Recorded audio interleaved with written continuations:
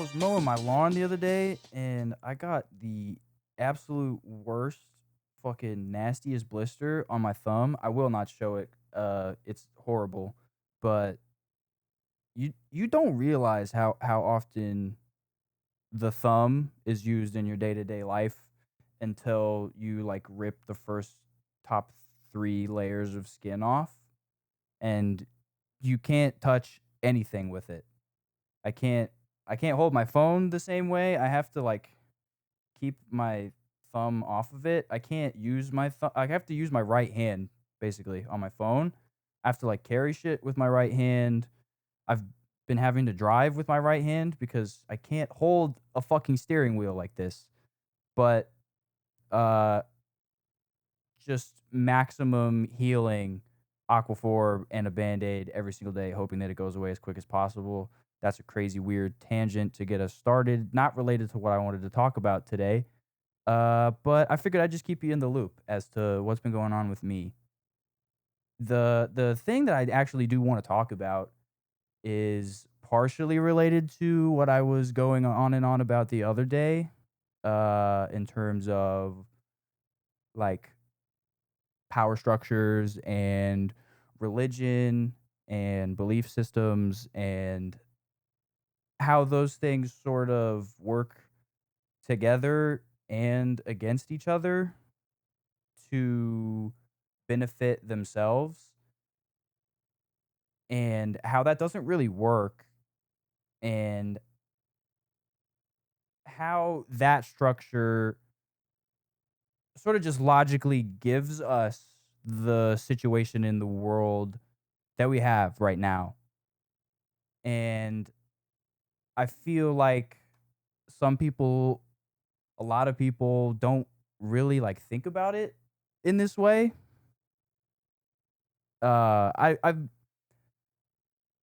will say that a more conspiratorial mindset has become more and more popular over the last couple of years as more of the general population is becoming more and more aware of the uh, actual, real, provable, confirmed uh, wrongdoings of a lot of people in a lot of powerful positions. I mean, the Epstein files is like public information at this point. There isn't a single soul that isn't like at least partially informed. So stuff like the Epstein files and stuff like the finer details of everything that's going on in the Middle East. And all of that information being more in the zeitgeist, in the general conversation, I believe is a good thing. I recognize that and it's a good thing. But I also feel like there just isn't a large enough group of people who are willing to take into consideration some of these ideas and uh that's not to their benefit. If you want to realistically and soundly put together some sort of understanding of how the world works, you can't limit the sort of mindsets or worldviews that you're considering. You can't limit those to like what you can tolerate or what you agree with or what you think is good because there's a lot of different types of people in the world and all of those types of people want different things. So you can't just be wishful about it. You can't just be like blindly optimistic. I don't think being an optimist in general is a bad thing. I mean, having a more positive mindset in life is good for you. You'll probably be, in general, better off than someone who's not. But I also just put too much stock in also being realistic. I mean, I am a generally good person. I do my best to have positive impacts on the world and positive relationships with people. But you have to take into consideration the fact that there are plenty of people in this world that do not think that way or believe that that is the way to be or even a way to be. There are people that are entirely concerned with bettering their position, making their life better, easier, more profitable, whatever it is that they're after in life. They are far less concerned with the effects of their actions on you and other people than you or other people would be, if that makes sense. Like there's genuinely shitty people in the world, and you have to take that fact into account when you are trying to figure out what the fuck is going on. So, when you look at the events that are going on today, uh specifically I want to talk about the war in Iran. It's not just in Iran anymore. It's all over the Middle East. It's escalating very quickly. Uh I was going to say both sides, but there's not just two sides. It's all very murky and hard to understand if you're not in the loop. But the US is saying one thing, Israel is basically saying the same thing as the US, except for to the rest of their government and their people. Like in the Knesset, they're still talking as crazy as they want to, doing whatever they want.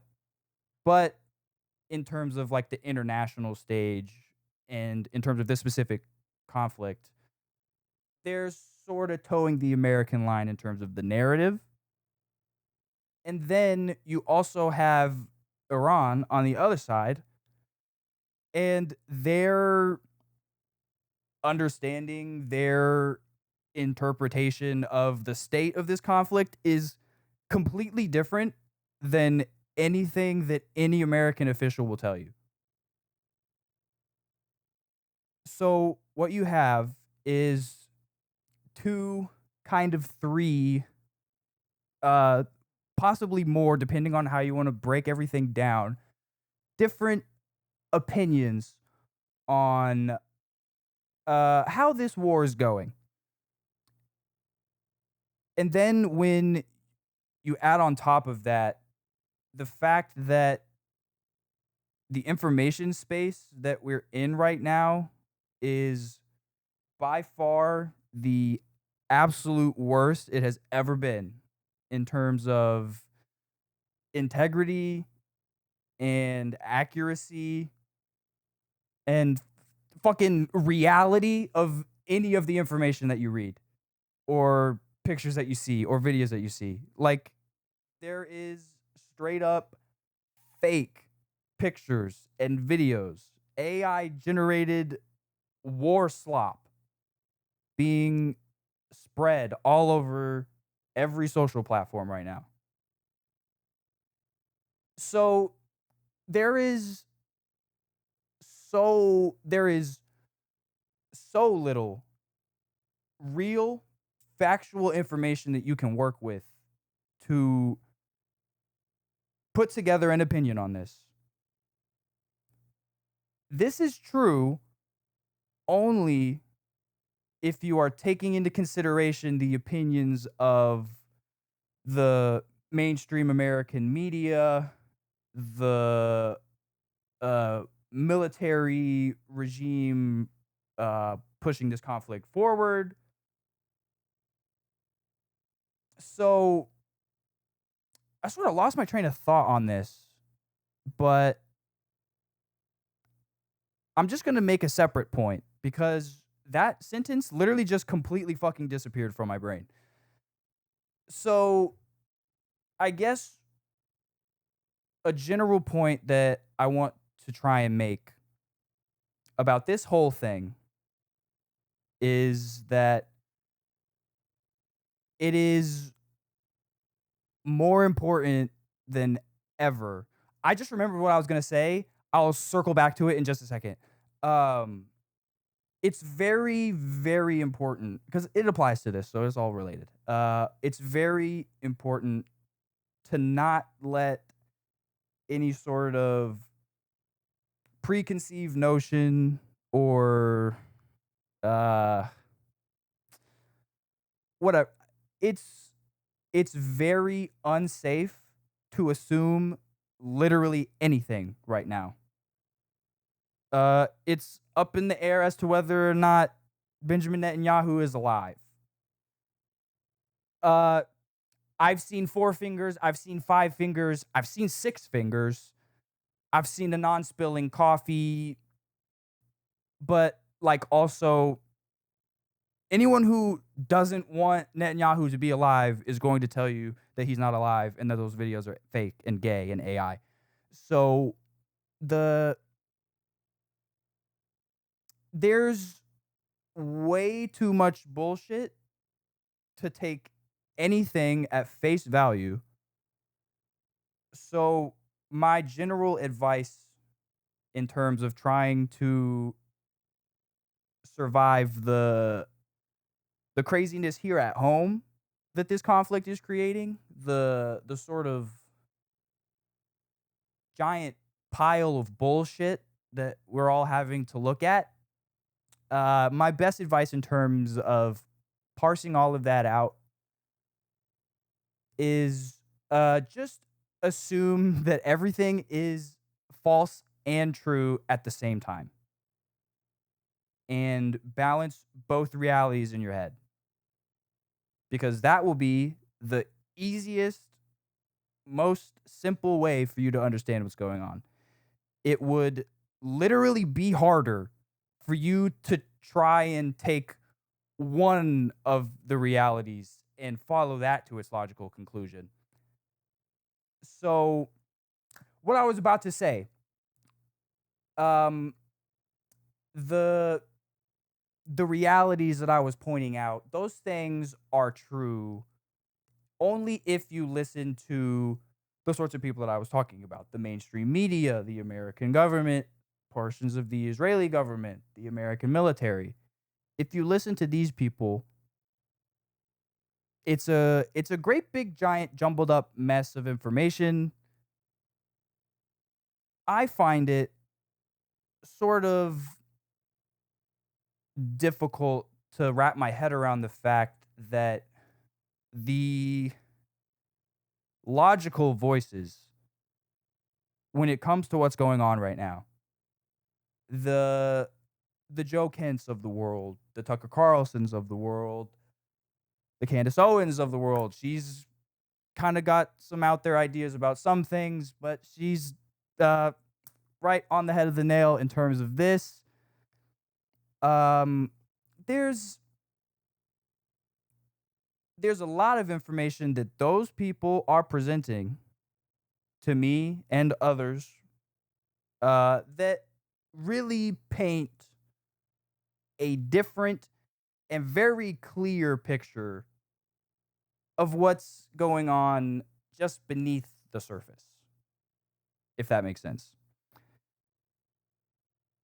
When when we have a director of counterterrorism who spent 11 years on tour in the Middle East, in, I believe, Iraq and Afghanistan. I don't remember exactly. I'll put a little correction right here of the actual places that he was stationed. But spent 11 years on duty, lost his wife, who was also military intelligence in the line of duty in Syria. When when you have that man look at all of the available information and then witness what we decide to do in Iran and make the logical conclusion that he has to resign from his post, leave his job. He was given an incredibly good job. He was working under Tulsi Gabbard initially, but then he became director of the counterterrorism office. That's an incredible gig, and he could have done it for the rest of his life. He could have been a career man, made plenty of money, and not said a word about it. But that is not the type of person that Joe Kent is. He's an American serviceman. He has a sense of honor and a set of balls. So he decides to resign from his post and publicly release a statement to the president saying that he cannot co-sign this war. He cannot go along with the American military making aggressive actions towards the nation of Iran, because as far as he could tell, in his very professional opinion, there was no imminent threat of an attack of any kind from Iran on the United States. There is, again, okay. I want to establish some general laws in terms of my political conversations and my opinions in general. If I speak out against somebody or something in particular, do not assume that I am of the polar opposite belief. I have a lot of gripes and a lot of complaints about the state of Israel and the way that the government is deciding to govern its people and oppress the Palestinian people and ethnic cleanse the Palestinian people. I've got some issues with the Israeli government. But I promise you, I also have gripes with the Iranian Revolutionary Guard Corps, the whatever the fuck you want to call the oppressive religious regime that has been controlling the state of Iran for 40 plus years. There is obvious problems with the way that that government is governing its people. But like, is that our problem? Like, we have pretty close diplomatic relations with a lot of other countries, even countries within the same area of the globe, that have some un-American government policies that we just sort of don't say too much about. We don't feel the need to send missiles into Saudi Arabia because they literally have slaves build their soccer arenas. There's the Team America is not busting in to the UAE and Saudi Arabia and dealing with all of the definite cultural political issues that those countries have. We're, we're not fucking doing anything about that. So what is different with Iran? What is the I'm finding it I'm finding it difficult to put a finger on what exactly the driving force behind this. It's Israel. It's Israel. Israel wanted this war. They were going to attack Iran whether or not America was on board. And that's not some fucking random guy who doesn't know anything saying that. That's the general. God damn it. He's not a general. He's a fucking bum. The Secretary of State, Marco Rubio, literally said that himself. He said Israel was going to go in. That was going to cause a bunch of problems for us and our boys in the area. So we decided that we were just going to join in because it would be easier that way. It'd be easy. If we go first, then if you attack our servicemen will still be at risk. Like you didn't just like magically disappear the entire nation of Iran. Like they are still there. They are still pissed. And again, you have to take information with a grain of salt these days. But if a lot of the video coming out of the Middle East right now is to be believed, our boys are taking a beating. And I want to make it clear that pisses me off more than anything. I don't like that. That's bad. Um, Obviously, shame on Iran for that. But I also, as a normal, reasonable, thinking fucking person, can't sit here and say, yeah, we're completely justified in what we're doing in Iran right now. They're oppressing their people. They killed protesters. That this might come across as harsh to some people or not necessarily concerned enough to some people. But I don't care. Um that's not true. We are not justified in what we are doing right now. And the nation of Israel is even less justified in what it's doing right now. Because I'm not even going to dig into the Lebanon shit and the Palestinian prisoner death penalty shit. I can get into that some other day. When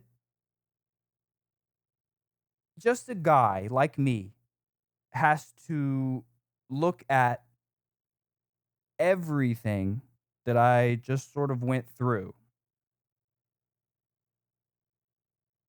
there is there is realistically only one conclusion that you can come to, because the information that you're being given to support any other conclusion, it's not well represented. It's not definitive. It looks like AI slop, and people will lie to get what they want. So, all of that put together,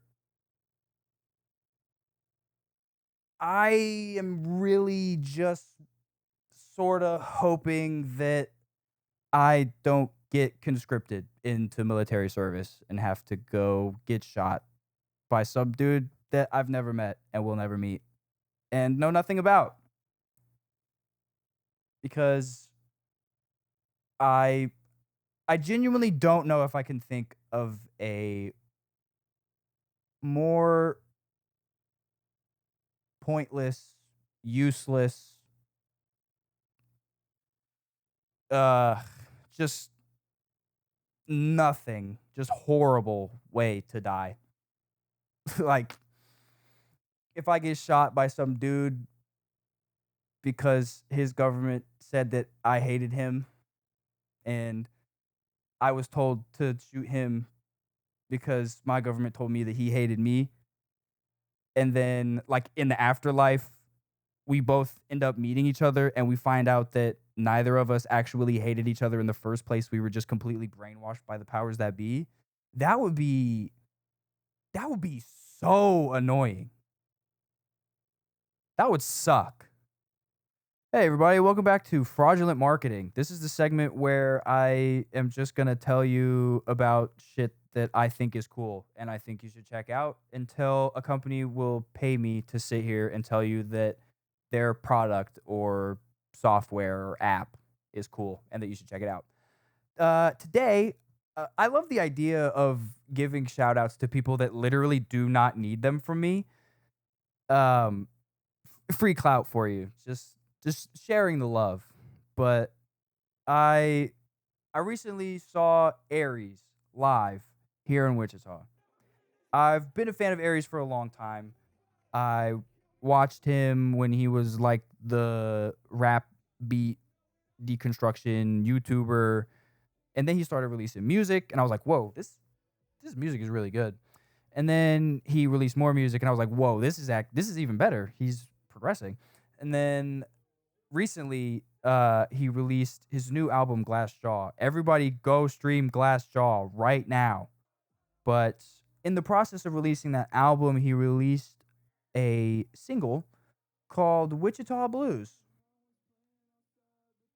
Why? Why is this artist that I listen to and have been a fan of for years naming some song after the shitty town that I'm from? As it turns out, it's the shitty town that he's from. Aries is from Wichita, and I literally had no idea. I'm sure that this is and has been public information for a long time. It's on Wikipedia, and also having gone back through the years in my mind, he literally has a line where he says, "I've been the man, homie, out of Kansas," and I've sang along with that line. I don't know how many times, but I guess it just sort of just went in one ear and out the other. And I didn't notice. But yeah, one of my favorite artists is from my hometown. So now I just automatically like him even more as somebody from Wichita, seeing somebody who's also from here like make it big and do cool shit. You're like, man, it feels good. But yeah, he's from here. That's so sick. Go stream Glassjaw. Go subscribe to his YouTube channel. Go follow all of his social media profiles and Aries, tell Breakins to get back to work, please. Thank you. So yeah, um, I the the big things that I want to get across for today. Uh, Number one being I'm gonna stop everyone else and talk about politics all I want. it's uh it's not a subject to be avoided too much about to not cover, and uh matters too much to the world that we live in to not be on the tip of everybody's tongues, I guess. Don't Like I said the other day, don't make it your whole personality. Don't be like a crazy far right wing Klansman guy. Don't be like a blue hair pixie cut liberal snowflake socialist. There is there is so much very comfortable space between those two extremes that people like me tend to occupy. And my very best advice to anybody who's trying to survive the fuckery that we're dealing with right now is just find yourself the most comfortable spot in the middle to just sort of float. It'll stay in the loop, stay informed, pay attention to what's going on, but don't make it everything. You still have a life to live and dreams to pursue and I don't know, money to make or kids to raise or a business to you've got something going on and you cannot let a bunch of bullshit being perpetrated by people more powerful than you stop you from focusing on that. So stay in the loop, but try and focus on you. Don't let this war be your entire life. The second point that I want you to get out of all of this mess is, again, like I said the other day, I will emphasize this and stress this as many times as I have to make it clear. I do not have any sort of prejudice or I guess in this case we can literally say anti-Semitism towards people of belief systems that I don't personally ascribe to. Anything that I might say angrily, uh, might raise my voice and say something crazy, and there is a chance that as I'm yapping, I might use the word the Jews instead of Israel or Zionists. I have nothing but love and respect and admiration for people of the Jewish faith. All the power to you. I do not, however, have a single shred of tolerance for, again, let me emphasize that these are two very different groups of people. A lot of people on the internet are trying to lump these two together. That's not how it works. These are two different groups of people. I have zero respect for the Zionists of the world. There are people who are Jewish who subscribe to Jewish faith who go who go to temple and read her Torah. And then there is an entirely separate group of people who do not base themselves in religious belief. These people are focused on political and social and monetary power over me and you and everyone else in the world. And those groups of people operate on a level above the people in charge of any sovereign nation, if that makes sense. There, I don't want to sit here with a giant tinfoil triangle on my head or anything. Because obviously, the I'm going to stop trying to correct myself because the general narrative over this has changed. So obviously, I'm not a tinfoil hat type of guy. There are, if you want to use the words of the late great President JFK, secret societies in this world who, however you want to look at it, are provably pulling the strings and facilitating the systems that are starting to break down. The the sort of the scaffolding is starting to shake a little bit.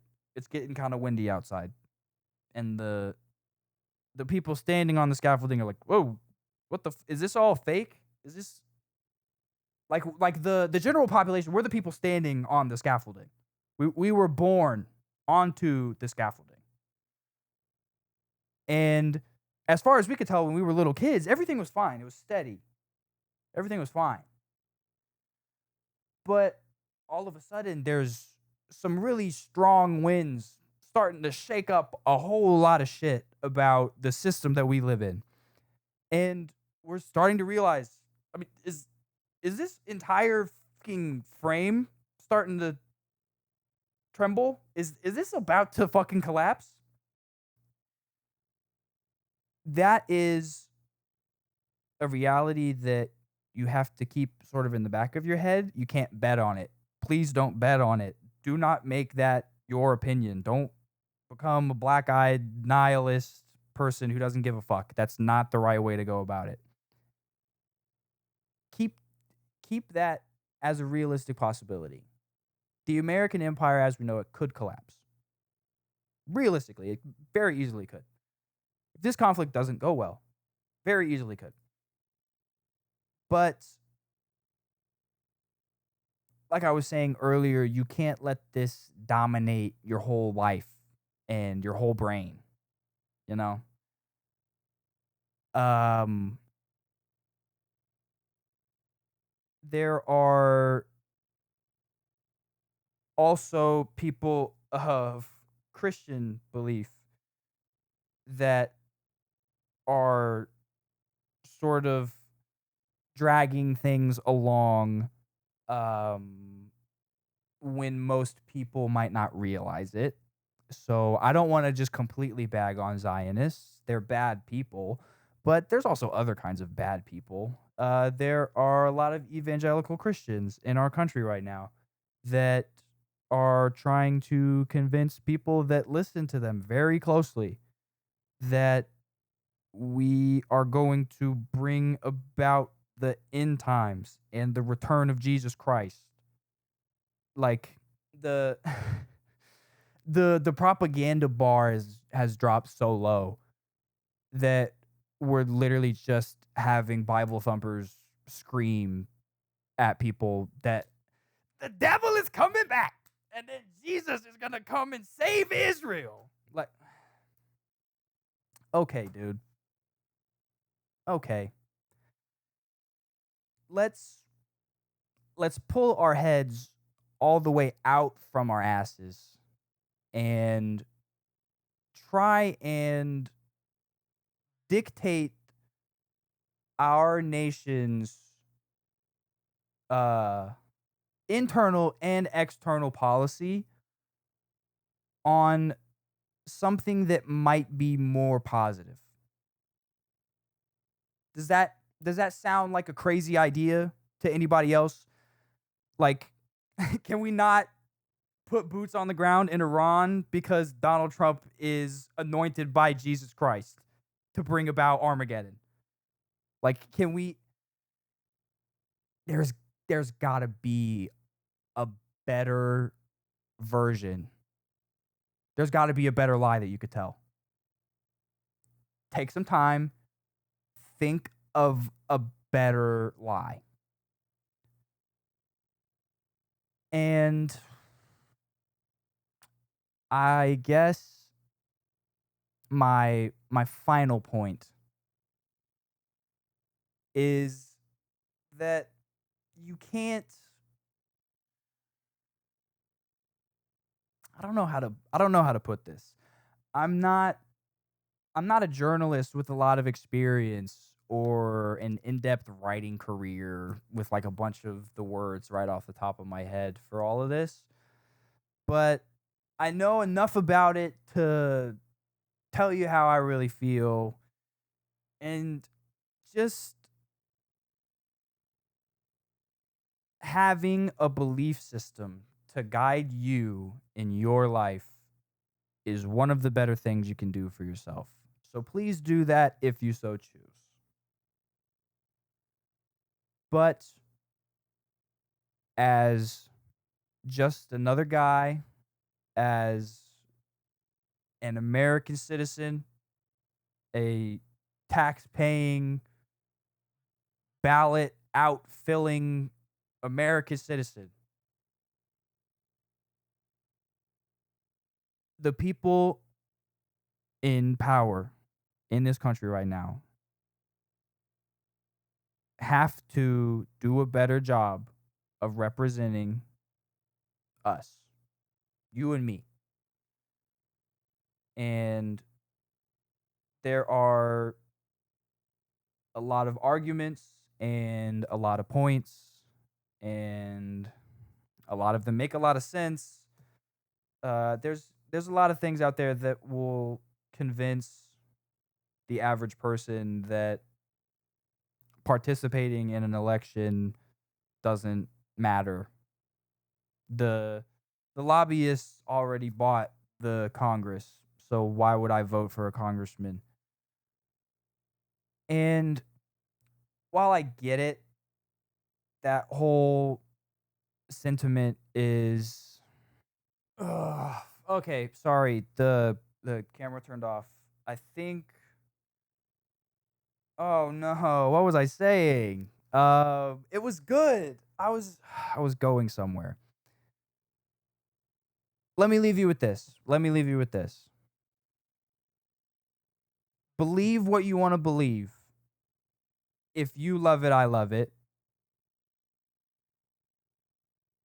This is my formal request to all of the people in power in the United States. I'm not really talking to the people in the government of Israel because I don't have any sort of voting power over those people, and they don't really seem like they're capable of being talked to anymore. They're a little over the edge from what I can tell. But in terms of the people in power in America, this is literally the most average citizen you could ask for talking to you right now. I am of lower middle class income. I am a full time employee. I pay my taxes every year and I like to vote. I like having the ability to do that. So I do that. Um, you have to do a much better job of representing the people of this country uh at large, I guess, because you do represent a great you do very granted, I'll give you credit. You represent a very small portion of the population very well. They're doing great. They are they are seeing the results. But as someone who is not in that very small group, I think I speak for the rest of the people not in that small group when I say you have to do better or we will vote you out in November. Like you you are dependent on the votes of your constituents to maintain your position in government. I can't speak for how powerful this is going to be and how strong of a wave this is going to be to get people to vote. But as far as I'm concerned, anyone who I'm responsible for electing, any local, state, or federal representative that somebody from Wichita votes for will not receive my vote if they do not represent what we want by the people, of the people, for the people. There's there's there's three fucking rules, and we can't seem to keep those straight. So, I hope that you have enjoyed my first full on political rant. There will be more because this conflict in the Middle East is not ending anytime soon. No matter what Trump or Israel or Iran might tell you, this doesn't appear to be ending anytime soon.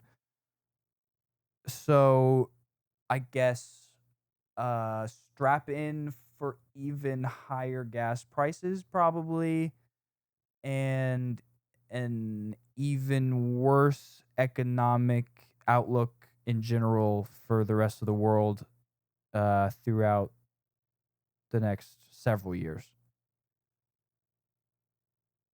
But with all that said, I hope that I and you can remain at least somewhat hopeful about